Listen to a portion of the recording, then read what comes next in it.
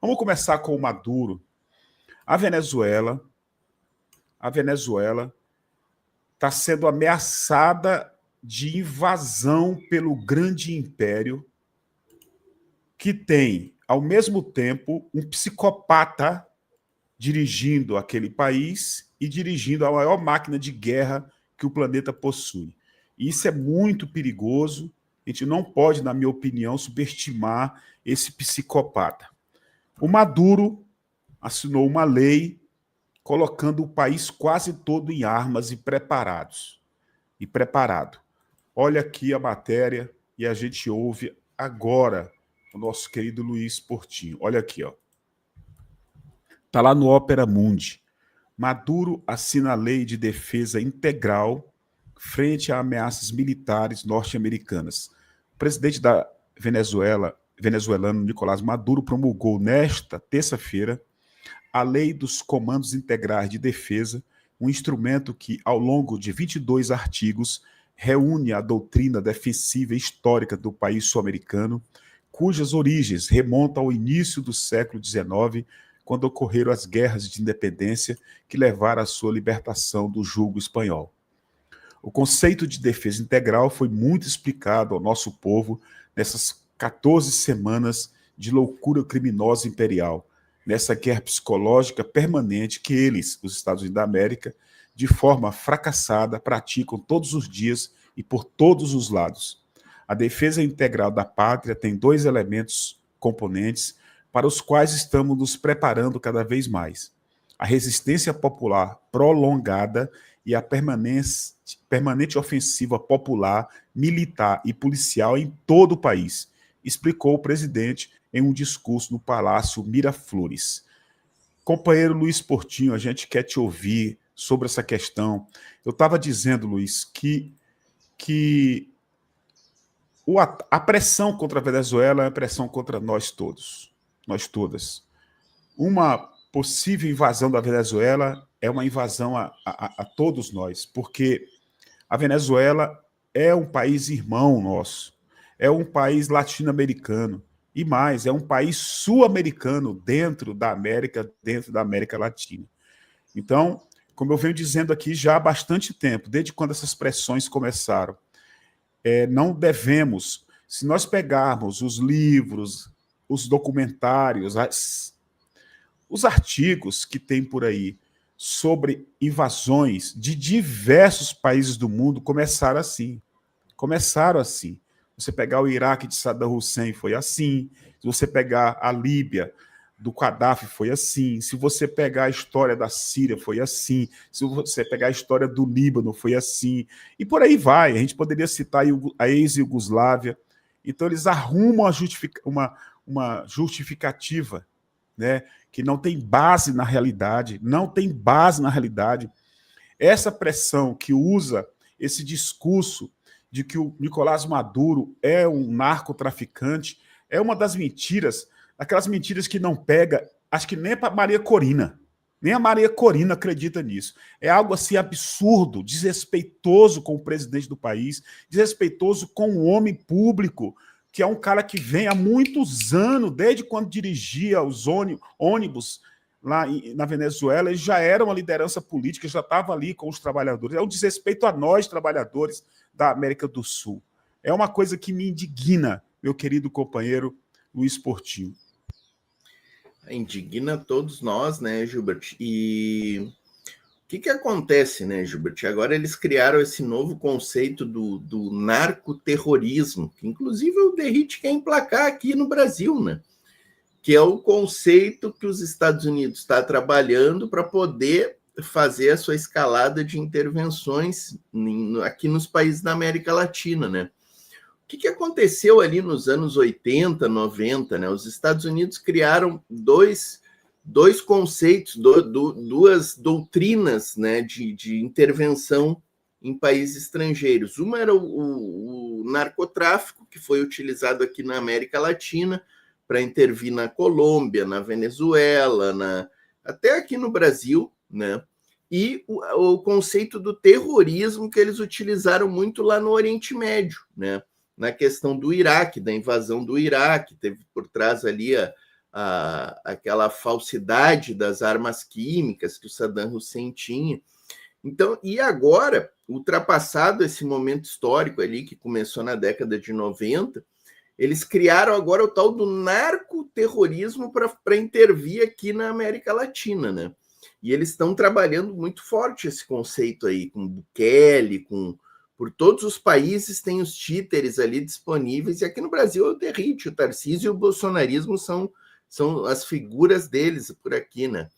Então, essa questão da Venezuela, ela tem desdobramentos por toda a América Latina, né? Especialmente aqui na América do Sul, a Colômbia, o Gustavo Petro está na mira com muita força também deles.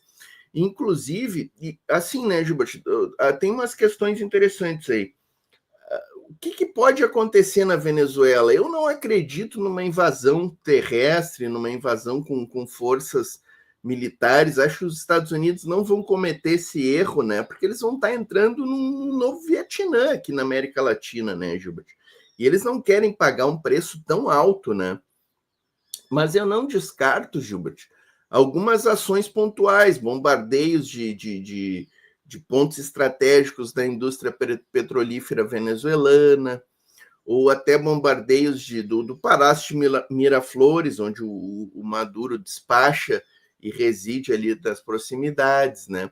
Uma tentativa de assassinato do Maduro. Não, a gente não pode descartar esses tipos de fatos, que eu acho que estão aí no horizonte. E qual é uma outra estratégia que os Estados Unidos utiliza, né, Gilbert? Que eu acho que a gente já pôde notar isso aí. Eles vão testando a opinião pública. Eles vão vendo até onde dá para chegar e até onde podem ir. Os bombardeios das lanchas agora já são, se não me engano, 17 lanchas ou 18 lanchas, até já perdi a conta, mas tem 70 e tantas pescadores assassinados nesses bombardeios de lanchas. É o teste, eles estão testando. Será que a opinião pública vai se rebelar muito contra esse fato? Até agora não se rebelou muito, parece que está normal, né, Gilberto? Um bombardeiozinho de lancha virou, sabe? A primeira lancha eu já... Mas que horror é esse, né? Mas a comunidade internacional está na mesma linha de Gaza. Está deixando... Tanto que o Conselho de Segurança da ONU até hoje não se reuniu, né, para tratar dessas questões. E, Gilbert, para concluir, teve agora no domingo um evento muito importante nessa costura toda aí, que foi a cúpula da CELAC na Colômbia, em Santa Marta, né? Inclusive, o Petro visitou lá a casa de uns pescadores, na casa dos pais de um dos pescadores que faleceu num desses bombardeios de lancha. E ele colocou lá na cúpula essa questão. E assim, né, o Gilbert, os Estados Unidos fizeram de tudo para esvaziar essa cúpula. Muitos líderes deixaram de comparecer, realmente. O Boric não foi, a Sheinbaum não foi. E aqui, Gilbert, eu quero destacar o papel do nosso presidente Luiz Inácio Lula da Silva, né? Que é um orgulho para nós, né? É um orgulho para os brasileiros, né? Esta cúpula de Santa Marta, Gilbert, da CELAC com a União Europeia, teria sido um fracasso substancial se o Lula não tivesse ido a essa cúpula, Gilbert. E eu acho que foi exatamente por isso que o Lula fez um grande esforço para ir nessa cúpula, porque nós estamos com a COP aqui no Brasil, né, Gilbert? É o evento mundial mais importante. O Lula deixou a COP, pegou um avião, foi até a Colômbia, fez um discurso forte, que muita gente está destacando aí que Brasil e Cuba tomaram a frente da defesa da Venezuela e da América do Sul em relação às ofensivas dos Estados Unidos. E o Lula cumpriu um papel fundamental de solidariedade ao Petro, que estava sendo atirado às traças, inclusive aqui pelos companheiros da América Latina, né? E o Lula mostrou quem é mais uma vez, sabe, Gilbert? Mostrou quem é na defesa da Venezuela e na solidariedade a um presidente companheiro dele, o Petro, né? Eu acho que foi um grande papel do Lula e não teve muito destaque na mídia isso aqui, tá, Gilbert? Eu acho que o Lula deveria ter citado a Venezuela ele citou a questão da invasão, da América Latina, não citou o Nicolás Maduro, não citou diretamente a Venezuela. Eu acho que, na minha opinião, foi um erro, né? Eu acho que o lado do Itamaraty estadunidense venceu naquela fala lá do Lula, eu acho. É como o Jonathan Souza está lembrando aqui, ó. Eu quero abraçar aqui. Mas, Gilbert, vamos pensar aqui, ó, só um segundinho, né? Precisava o Lula. O Venezuela, Maduro, precisava. Sabe, para mim é uma coisa tão evidente. Eu acho que se o Lula não tivesse ido a esse evento, nós poderíamos, assim, descer a lenha no Lula, né?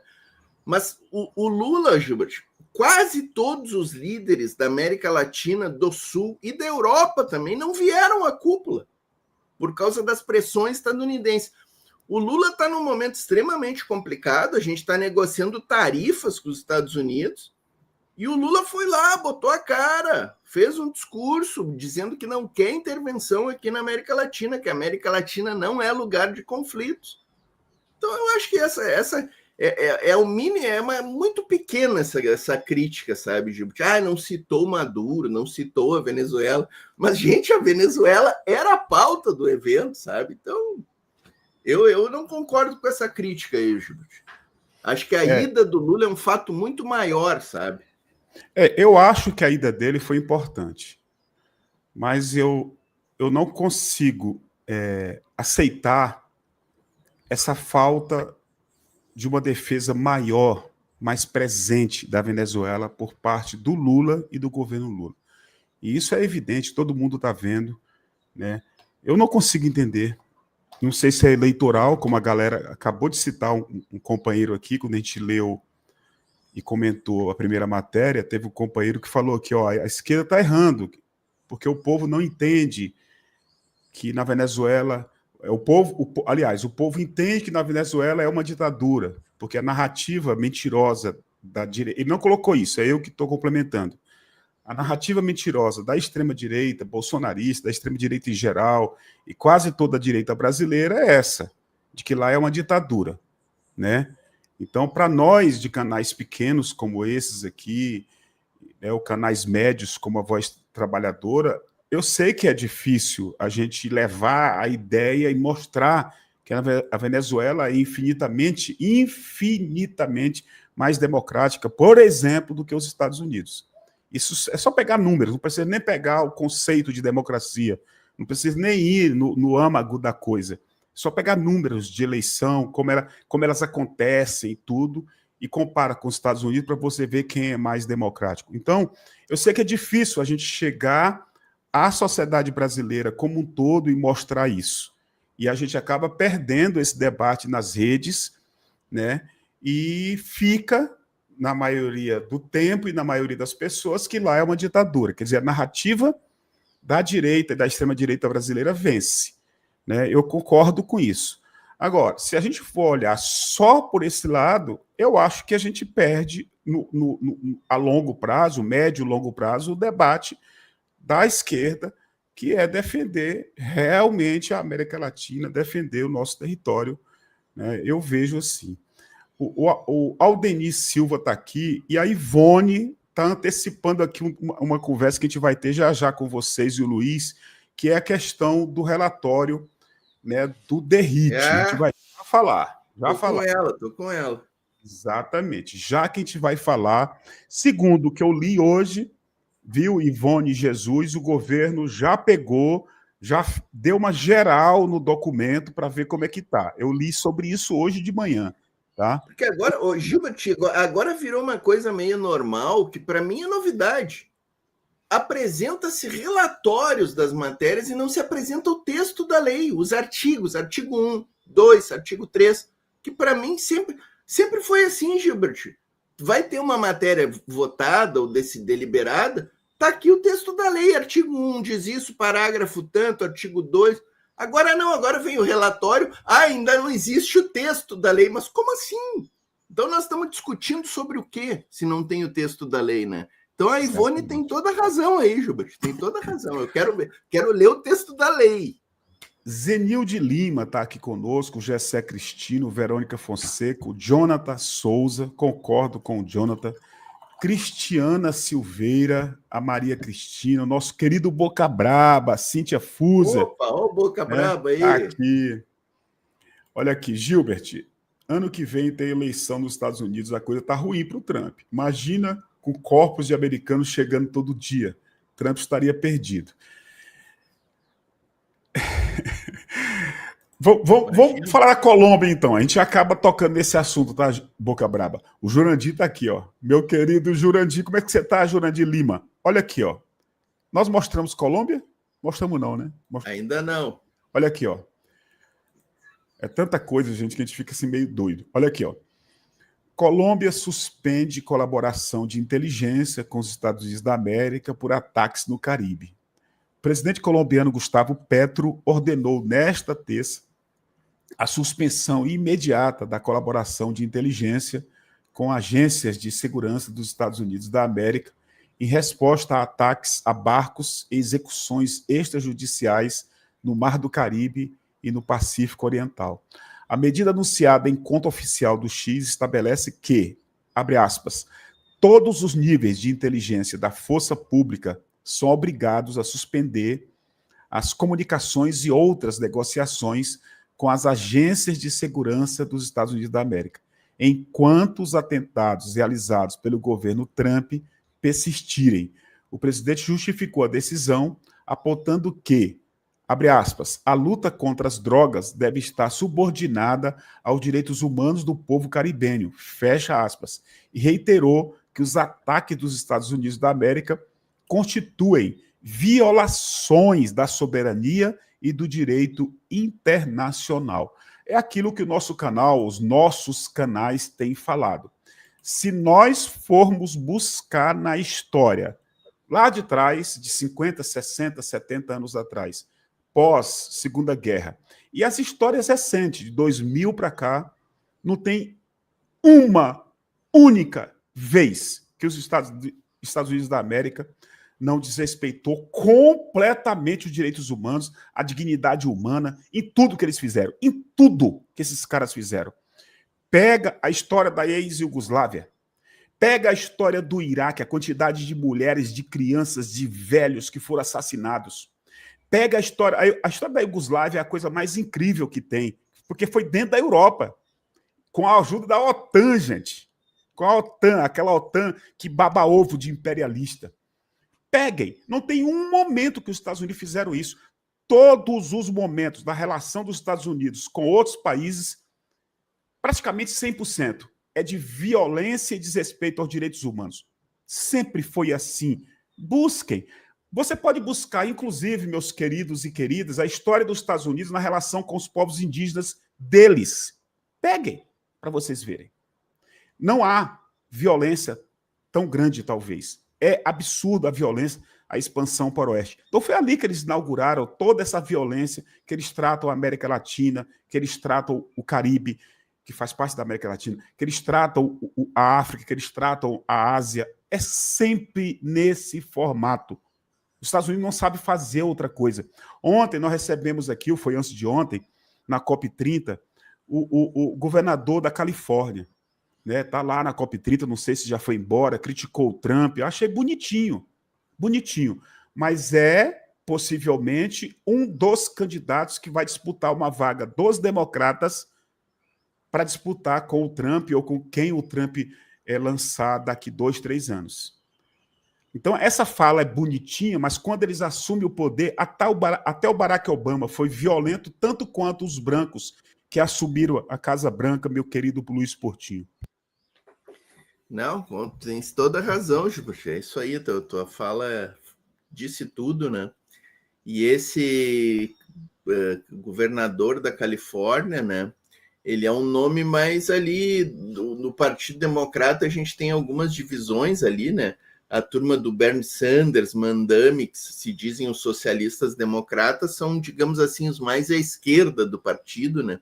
E esse governador da Califórnia é um cara mais ali, um democrata classicão, né? Tipo Bill Clinton, tipo o Joe Biden, né? Dessa turma aí, né, Gilbert?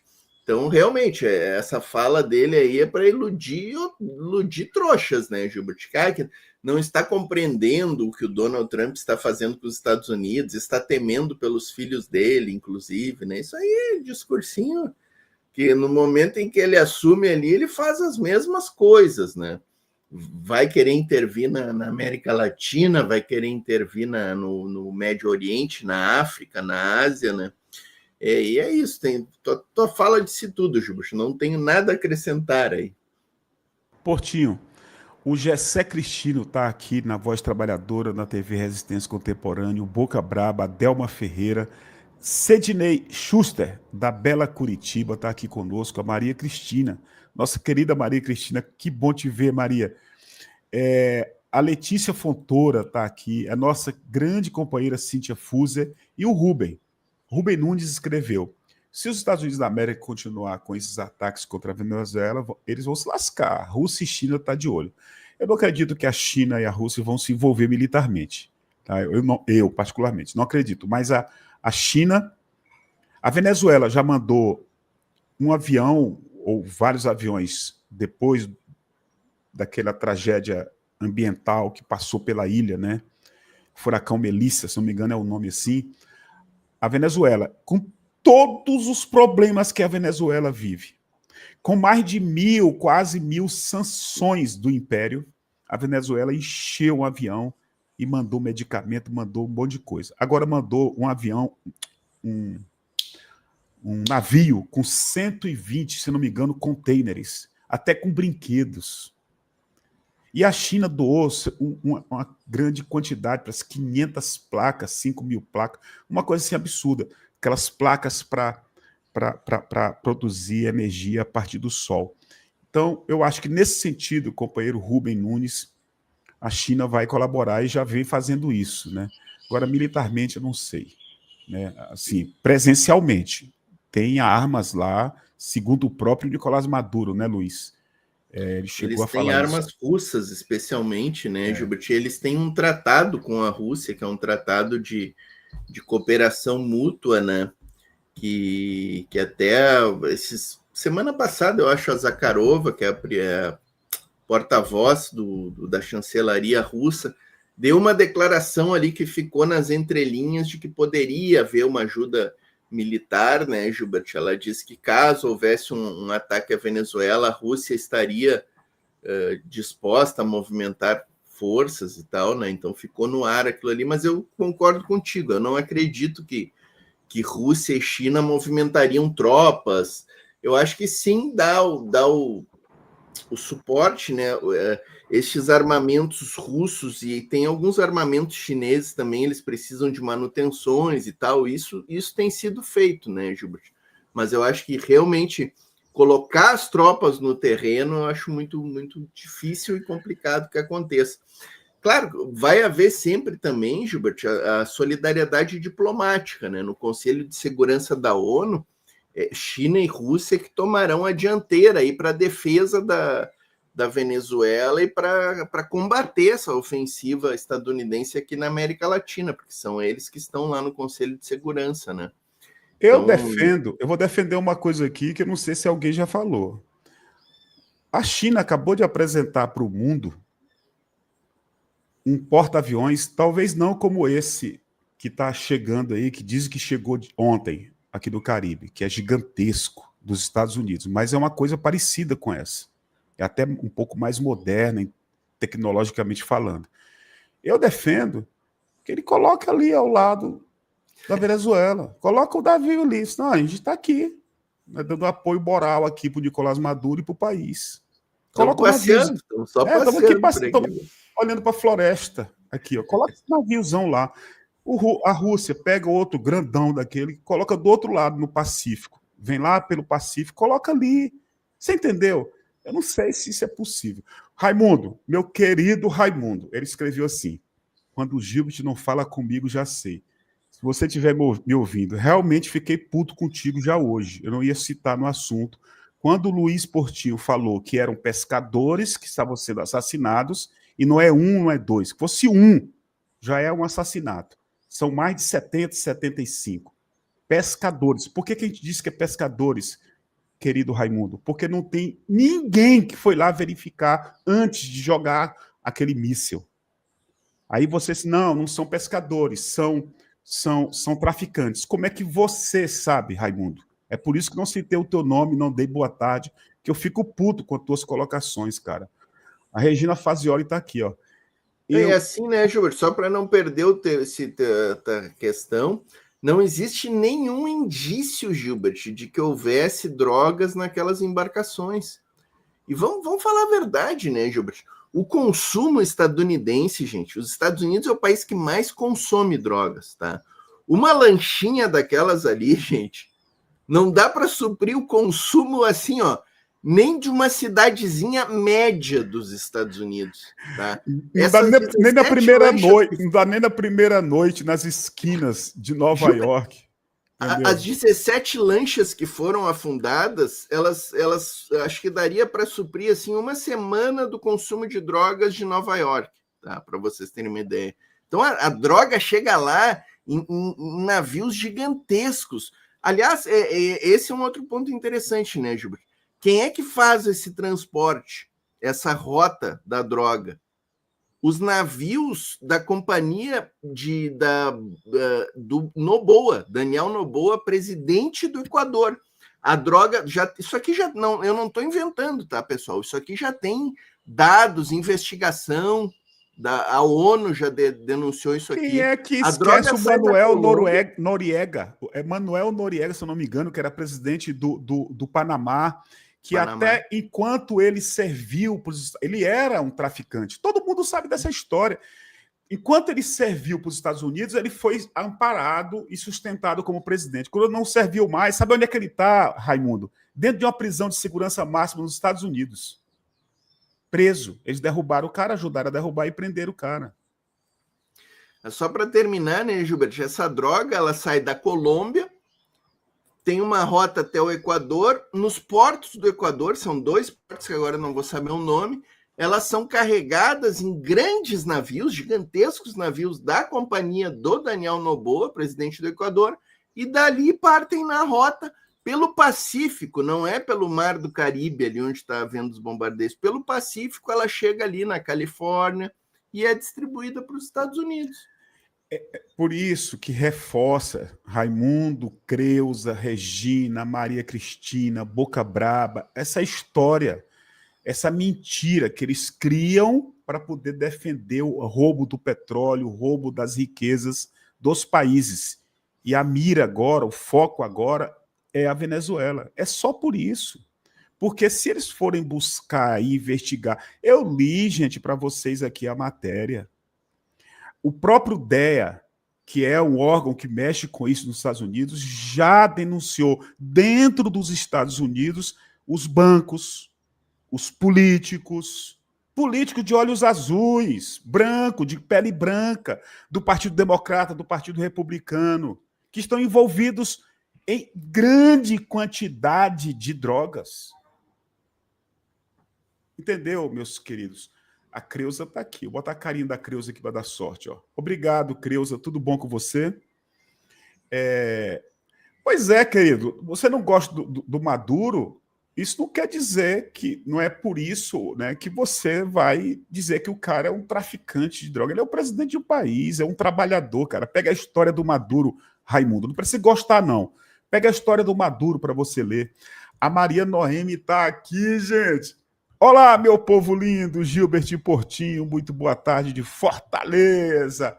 Muito obrigado, muito obrigado. E a Zuleide Sertão está aqui, ó.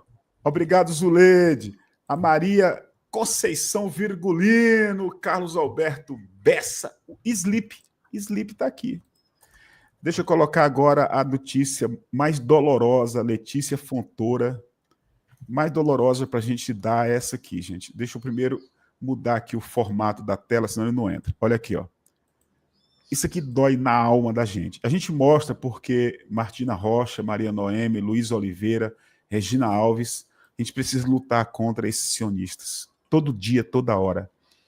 A advogada do Exército de Israel renuncia após vazar vídeo de estupro de palestino na prisão. Essa foto aqui já mostra um pouco isso. Os palestinos são humilhados todo dia, principalmente onde aconteceu esse estupro coletivo, que é lá no deserto de Negev, né? A principal advogada das Forças Armadas de Israel, a Major-General Yafat Tomer Yerushalmi, renunciou ao cargo após admitir ter vazado o vídeo do estupro coletivo de um prisioneiro palestino no centro de detenção do SDE Teimã, no deserto de Negev. As imagens divulgadas em agosto de 24 mostravam soldados israelenses agredindo e violentando um detento algemado e vendado.